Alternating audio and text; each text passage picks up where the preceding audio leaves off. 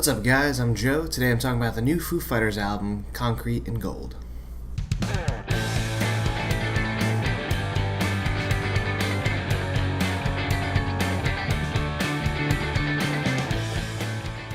So the Foo Fighters are back with this new album, Concrete and Gold, seeming like it's a rather divisive one for fans. What I'm seeing from either reviewers or commenters or anybody online or anything like that, or just talking to people, people either love this album or hate it. A lot of people seem to think it's kind of boring, not much going on, nothing really new to their sound. And I gotta say I disagree. I honestly really enjoy this album. It's been on repeat quite a lot over the last couple days.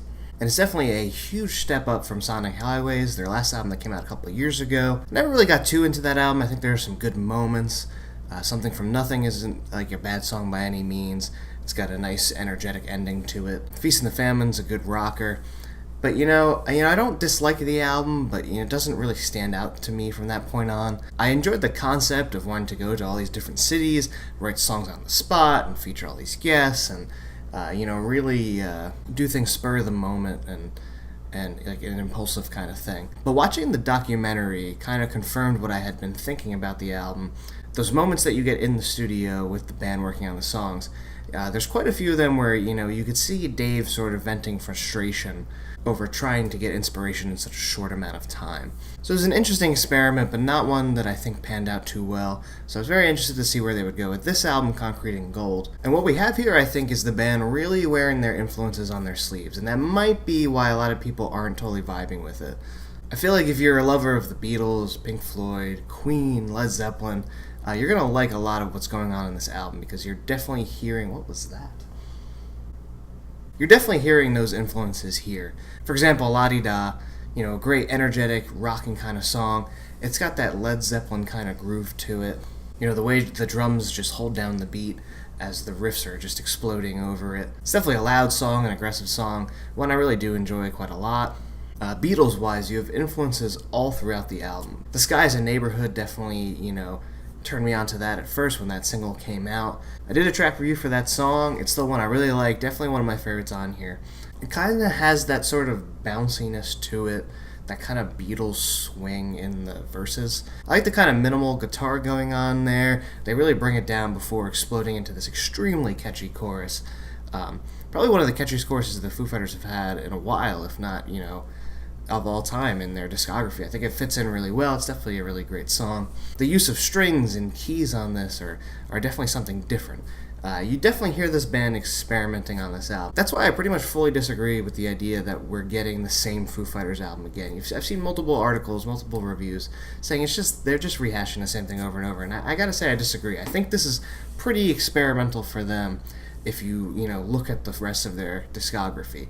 I feel like recently they've been experimenting, but it was more logistical. For example, Wasting Light. It was like, let's do an album in a garage. And it turned out to be a fantastic album, but they were really experimenting with the sound there. They're experimenting with the theme. Same thing with Sonic Highways. Let's write an album on the road, spur of the moment, a week's time per song, and see what happens. And then it was kind of influenced by the cities around them, but not too much with the sound. With this album, Concrete and Gold, Dave's been putting it out there. They wanted to make a psychedelic, Beatles-flavored, Beatles meets Slayer meets a Motorhead type album. And it doesn't really get that heavy at any point, but there's definitely some explosive hard rock moments, paired with the softer side of, like the Beatles and the Beach Boys and things like that. And if you weren't getting that throughout the album, the song Happy Ever After really kind of beats you over the head with it, the Beatles vibe. It's very Blackbird-esque. Not one of my favorite moments on the album. I think it could have been shorter like Blackbird. It kind of overstays its welcome just a bit. And I don't think that the happy-sounding verses and stuff like that really fits Dave's voice. I particularly like the turnaround in the song, the Where's Your Shangri-La Now, when it gets a little bit darker. That's my favorite part of the song. I feel like you're getting a lot of Pink Floyd influences on this album as well, especially in the closing track, Concrete and Gold. This is one that kind of had to grow on me. After a couple listens, it started to really click what was going on here, the kind of you feel that Dave was going for. It's a very melancholy song, but then the chorus just explodes over you. I know Dave had been putting out into the press, he was really going for like a choir type vibe with the chorus, and I think it works fairly well. It might have been better to have a choir. because I think the multitude of different voices would have given an even grander feel than what he was going for. But overall, a pretty cool song, and again, very experimental for this band. I mean, it's not like they're going crazy with the experiments. It's not like an art rock record or anything like that. But this is not something we've heard from them before. Dirty Water's another pretty interesting song. Again, kind of feeling those Pink Floyd vibes in the way that the vocals are delivered. In that pre-chorus type section, it's ringing a bell of a Pink Floyd song. I think maybe Brain Damage or something like that, the way the vocals are delivered there. The song overall has a really nice progression to it. You have these kind of Spanish-flavored guitars in the beginning, which I enjoy. It's something very different for them. Explodes in the end in, more of a classic Foo Fighters fashion. A riff that really hits hard. Dave's kind of soaring vocals, stuff like that. Overall, one of the better tracks on the album for me. And speaking of those kind of Spanish vibes, the song Run, even though it's a very heavy, aggressive song, with Dave's signature screams going on, I really like Taylor Hawkins' use of that kind of Latin drum beat. It's not something you hear in music too often, it hadn't occurred to me when I did my track review of this song, but lately Dave has been in the press a lot about his love for the band Sepultura, which is, a Brazilian metal band. And he's right, they're a fantastic band. Definitely check them out if you hadn't before. But he's been talking about the Roots album quite a lot. Not the Roots like the Jimmy Fallon Roots, but like Roots by the band Sepultura. And I'm wondering if that kind of idea to have those, that Latin kind of beat in that came from there. It may have, and I think that's pretty awesome. And yeah, that song still has a lot of energy for me. Kind of weird that it is almost the opener. I expected T-Shirt to be like a full song. That's one of the little downsides for me. I think that song really works well, and I feel like that's where you're getting that kind of Queen bombast to it. It just starts really soft, but then it explodes with these sort of progressive riffs to it. That could have been a full song, I think, because it works really well. Or even at the end of Concrete and Gold, there's this really loud boom at the end, and I thought something was gonna happen after that, and it didn't. And I think that's why at first I wasn't so keen on that song, but then it grew on me some more. Maybe they could have even gone back into that section from T-Shirt in the beginning to kind of round it out. And ultimately, I don't think the T-Shirt transition works so well going into Run. It's kind of abrupt. It doesn't work like, Doll going into Monkey Wrench off of Color and the Shape.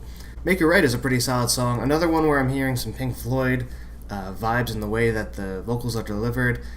Just the vocal pattern, for whatever reason, really reminds me of Have a Cigar, which the Foo Fighters did cover at one point.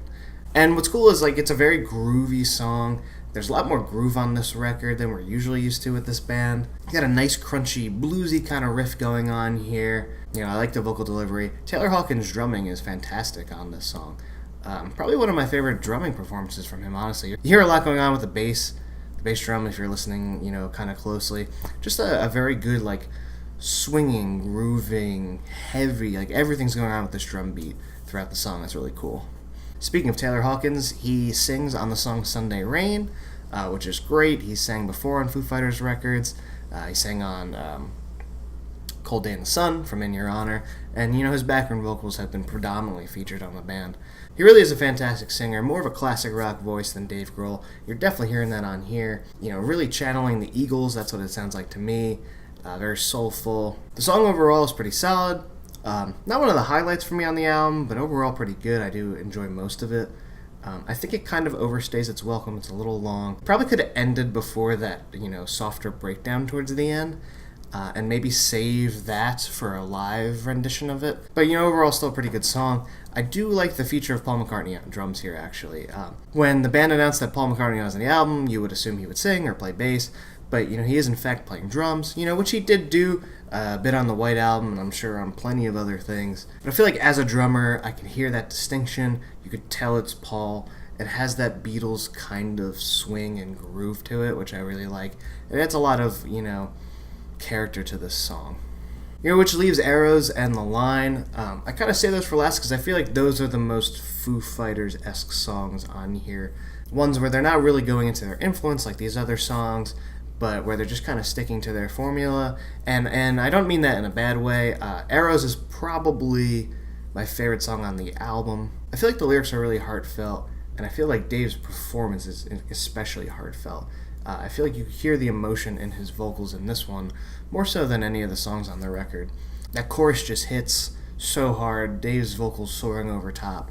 Overall, an extremely effective song, very epic. The line is fairly similar in the way that it's like a Foo Fighters ballady or rocker type song. I do like Arrows more than the line. I feel like Arrows should have been released as a single as opposed to the line. But overall, still a good song, very catchy, melodic. So while those two songs are, follow the Foo Fighters formula, the kind of typical, I don't think most of the other ones really do. I mean, they sound like the Foo Fighters. They're always going to sound like the Foo Fighters. But, the way they have taken their influences, their favorite bands, from Queen to Led Zeppelin, Pink Floyd, the Beatles, and infused those into those songs. And you hear it also in the guitar delivery as well. There's some interesting kind of guitar lines and leads going on here, whether it be on the Skies and Neighborhood with that weird kind of dissonant guitar line in the second verse. In Sunday Rain, you have a wandering kind of guitar line, very reminiscent of George Harrison, and I think it fits that Paul McCartney's playing drums on the song. You have some Spanish flavor in these songs with Dirty Water and the drum beat and Run. Hard rock, softer rock, acoustic. I feel like you really have it all on this album. That's why it's odd to me that people find it boring. Overall, I think it's a really good album. Definitely a step up from Sonic Highways.